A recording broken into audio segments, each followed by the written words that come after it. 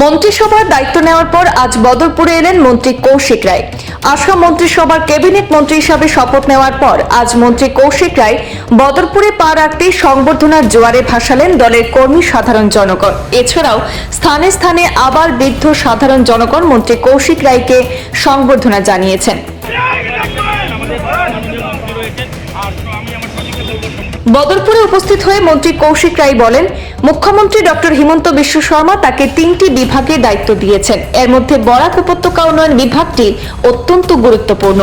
রাজ্যের প্রথম মুখ্যমন্ত্রী যিনি এমন একটি সাহসী পদক্ষেপ নিয়েছেন। কিন্তু মুখ্যমন্ত্রী বরাকের প্রতি ভালোবাসা থাকায় বরাক উপত্যকার উন্নয়নে একটি বিভাগ গঠন করেছেন তিনি। পাশাপাশি বরাকের উন্নয়নকে এগিয়ে নিয়ে যেতে সরকার বদ্ধপরিকর বলে মন্তব্য করেন মন্ত্রী কৌশিক রায়। আজকে একটা সরকারি কর্মসূচি আছে, যেটার জন্য আমি শ্রীভূমি জেলাতে আজকে এসেছি। সেই কার্যসূচিতে অংশগ্রহণ করার জন্য মাননীয় মুখ্যমন্ত্রী ডক্টর হিমন্ত বিশ্ব শর্মা মহাশয় মন্ত্রিত্বের দায়িত্ব দিয়েছেন এবং 3টা বিভাগের সঙ্গে যে গুরুত্বপূর্ণ বিভাগ সেটা হলো বরাক ভ্যালি ডেভেলপমেন্ট ডিপার্টমেন্ট একটা তৈরি করা হয়েছে, যাতে বরাক ভ্যালির সার্বিক উন্নয়ন করা যায়।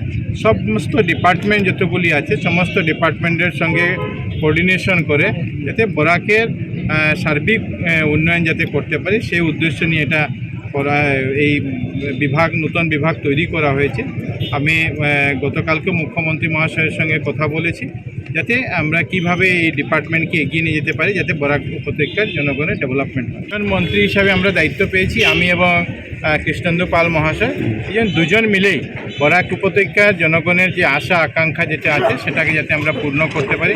যোগাযোগ ব্যবস্থা আগে যেটা তুলনায় অনেক ভালো হয়েছে, বাকি যেগুলি যোগাযোগ ব্যবস্থা আছে সহ অন্যান্য যেটা আছে ওভার অল রাউন্ড ডেভেলপমেন্ট যেটা বরাক উপত্যকা সেটা আমরা করে যাই।